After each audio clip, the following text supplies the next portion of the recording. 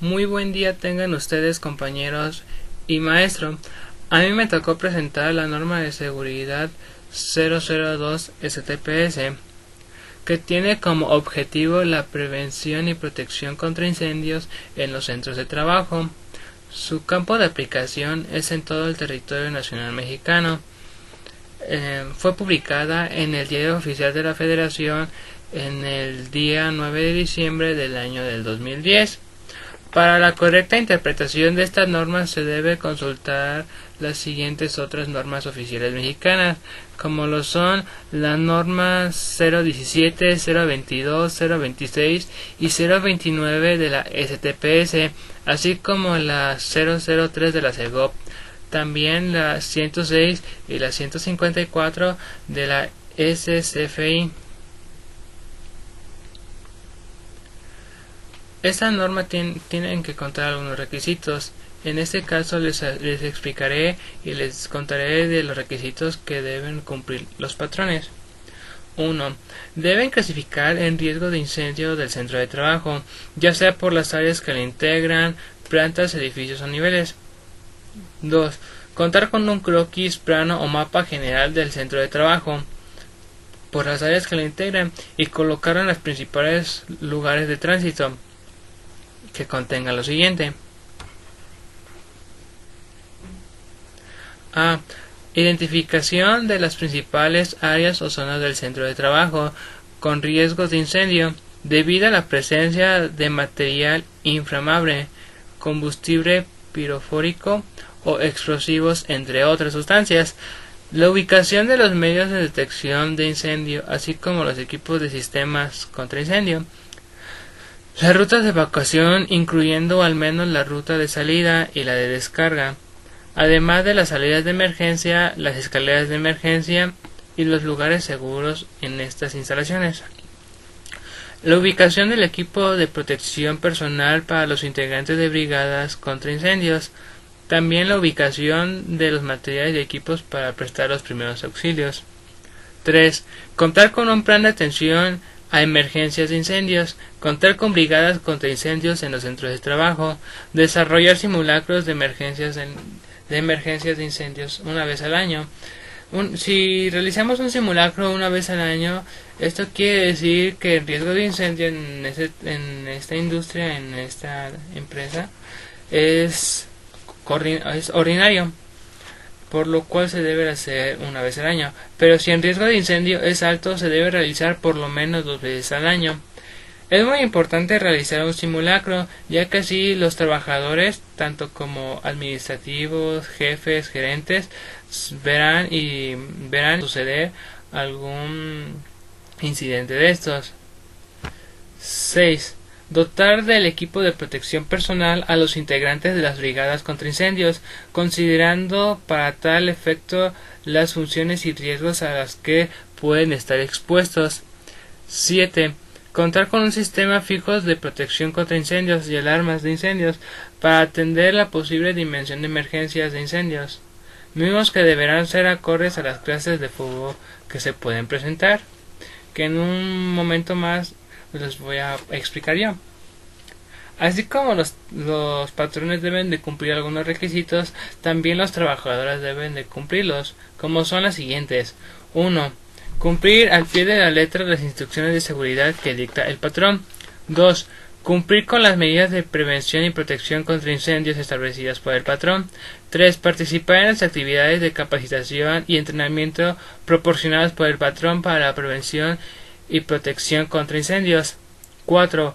Auxiliar en la respuesta a emergencias de incendios que se presentan en el centro de trabajo, conforme a la capacitación y entrenamientos que hayan recibido.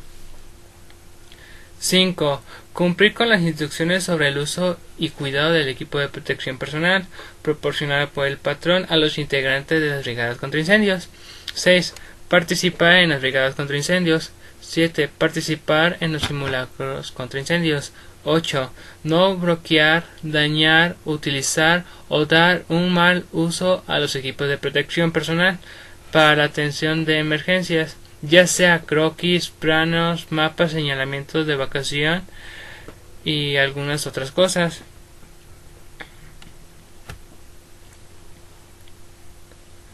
Nosotros estamos conscientes que no todos los fuegos son iguales, algunos son ocasionados de diferentes maneras y que el fuego es considerado como la oxidación rápida de los materiales combustibles con desprendimiento de luz y calor.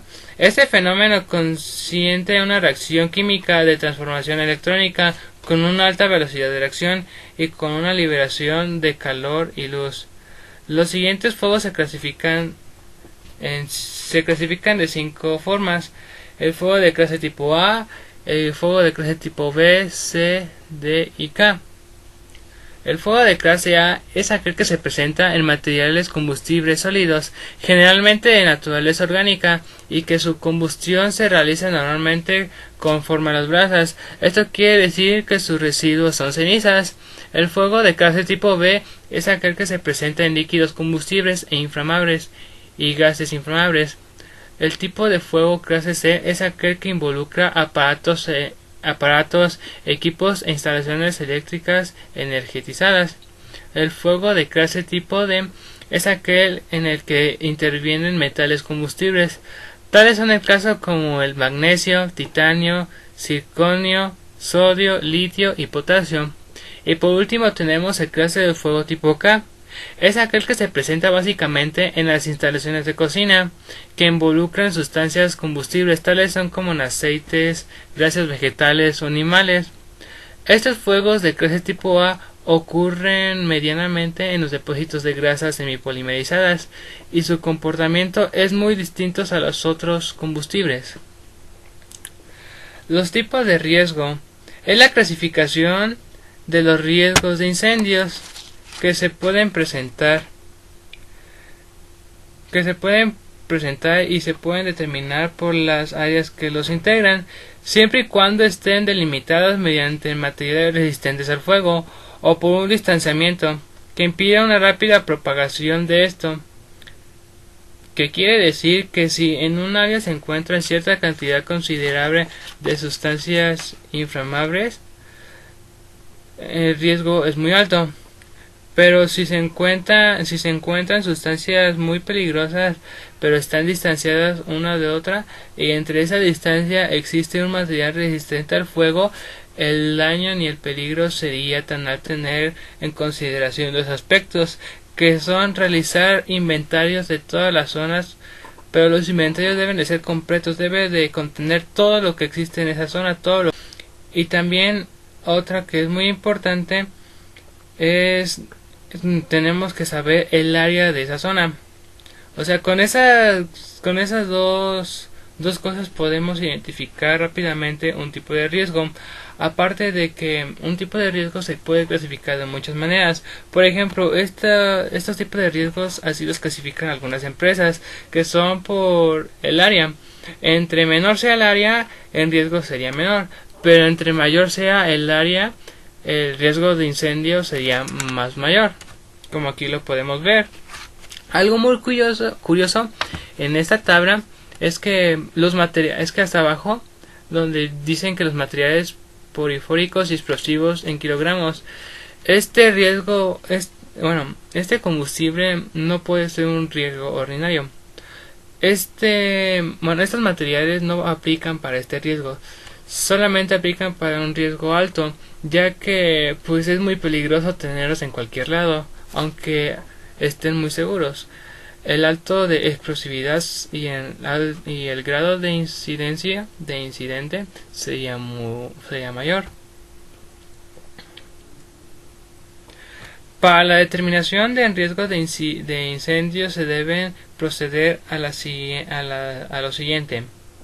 Tenemos que identificar la superficie construida en metros cuadrados en el centro de trabajo o por las áreas que la integran.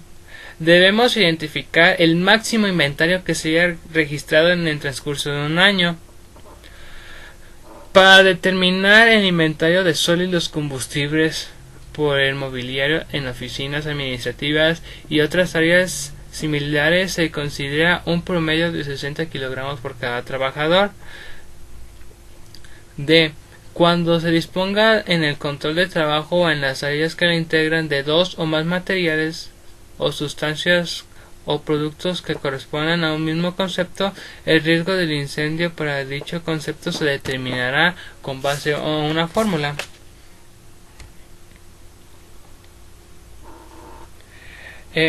Cuando se disponga en el centro de trabajo o en las áreas que le integran de dos o más materiales de sustancias o productos que correspondan a gases inflamables, líquidos combustibles o sólidos combustibles de igual o de distintos riesgos de incendio, se determinarán con base en la fórmula siguiente. Como aquí podemos ver, ahí nos marca una fórmula que es inventario 1 sobre cantidad 1, inventario 2 sobre cantidad 2, inventario 3 sobre cantidad 3 e inventario 4 sobre cantidad 4. Todo esto se suma. Y abajo se puede ver un ejemplo de la fórmula. Para poder determinar si un riesgo es ordinario o es alto, esta fórmula nos puede servir de muy gran utilidad, ya que si el resultado es menor a 1 en riesgo de incendio es ordinario, pero si en la fórmula, si el resultado nos sale igual o mayor a 1 en riesgo es más alto. Pues esto quiere decir que normalmente si tenemos diferentes sustancias, el riesgo obviamente va a ser más alto, porque la reacción sería muy diferente, ya que si se encuentra en la misma sustancia pues es una explosión, pero sería más grave y de mucho más consecuencias si se tienen diferentes sustancias peligrosas. Por eso al principio les decía que donde se guardan sustancias deben de estar distanciadas, no deben de estar juntas, porque si llegan a estar juntas y llega a haber una explosión, si están juntas pues detona más fuerte. Y si están distanciadas unas de otras y entre ese distanciamiento hay un material resistente al fuego, pues este riesgo no sería tan alto como si estuvieran tan juntas.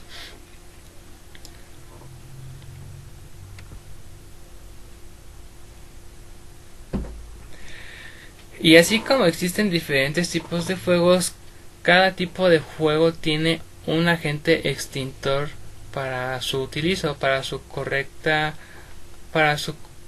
controlación.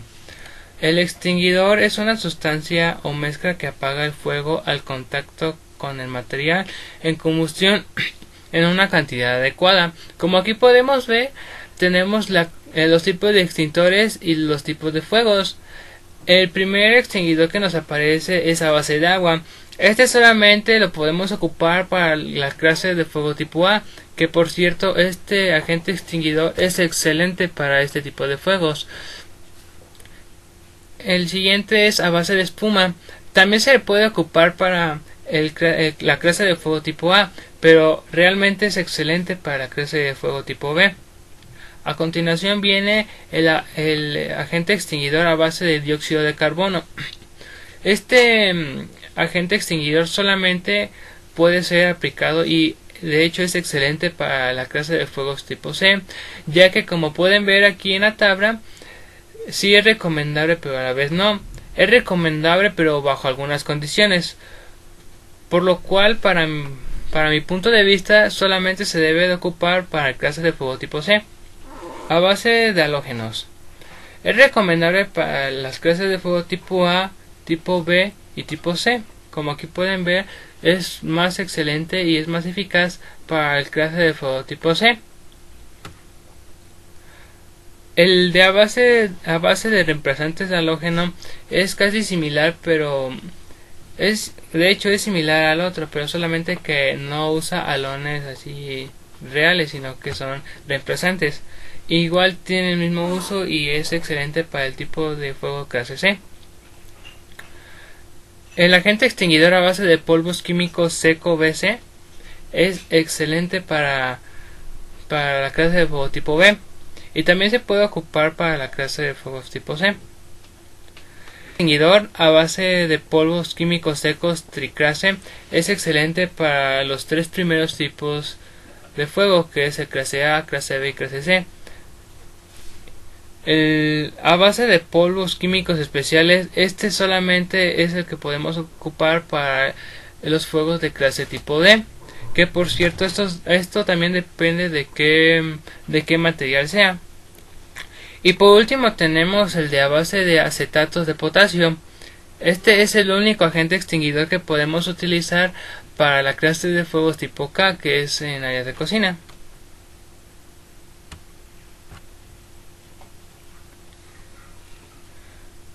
La ubicación de los extintores es muy importante, ya que se tienen que estar ubicados en lugares visibles y de fácil acceso, y libres de obstáculo. Si en riesgo de incendio es ordinario, se debe de colocar por lo menos uno cada 300 metros cuadrados. En caso de que en riesgo de incendio sea alto, se deben colocar uno cada 200 metros cuadrados. La altura indicada y adecuada para poner un agente extinguidor es de 1.50 metros. El mantenimiento a los extintores más que nada es la revisión completa interna y externa del extinguidor, donde se puede hacer reparaciones o sustituciones de partes, o en su caso la recarga total del agente extinguidor a fin de que éste opera de manera eficaz y segura. Algunos puntos que tenemos que tomar y son muy importantes son los siguientes: es poner fuera de servicio cuando presenta algún daño que afecte su operación, proporcionar el mantenimiento por lo menos una vez al año. Normalmente sabemos que los extintores tienen fecha de caducidad. Regularmente estos se deben de cambiar una vez al año, o al menos de que su proveedor diga otra cosa. Reemplazarlos en su misma ubicación cuando se somete a mantenimiento por otro equipo y de la misma capacidad. Eso es muy importante, ya que si uno le va a hacer mantenimiento a un extintor, debe de colocarlo en su mismo lugar, ya que si llega a ocurrir alguna contingencia y uno lo quiere ocupar, tú ya sabes dónde está, pero si se lo cambias de lugar, pues no lo va a poder ocupar y puedes ocasionar un riesgo o hasta puedes ocasionar una muerte. Y por último está proporcionarles la recarga después de su uso y como resultado de su mantenimiento. Los sistemas contra incendios, este es el uso de equipos e instalaciones contra incendios. Deben de tener en cuenta las rutas de evacuación y equipos de protección personal. Es muy recomendable trabajar con detectores de incendios, ya que son un aparato que funciona de manera automática y que contiene un dispositivo de alarmas o visibles que se activan al percibir condiciones que indiquen la presencia de una combustión, como son el calor, el humo o la flama, o alguna combinación de estas, ya que nos anuncia una situación de emergencia. Y ya por último, pues vemos los equipos de seguridad. Aquí, como podemos ver, están los equipos que normalmente utilizan los bomberos, que son su casco, su pasamontañas, su aire autónomo, su chaqueta, sus guantes, sus pantaloncillos y sus botas. En la otra imagen podemos ver y apreciar que son los equipos de seguridad que normalmente los vemos en algunos centros comerciales o tiendas departamentales. Como lo son, es como un cuadrito rojo que tiene cristal, y adentro podemos ver que hay una manguera, una hacha y un agente extinguidor. Y por último podemos ver que se encuentra una vitrina, y en esa vitrina está los equipos de seguridad para las brigadas contra incendios. Como podemos ver, ahí está su chaqueta, su casco, sus botas y una hacha. Bueno, compañeros, espero que les haya agradado y gustado mi presentación, y más que nada espero que le hayan entendido. Por mi parte esto sería todo y muchas gracias.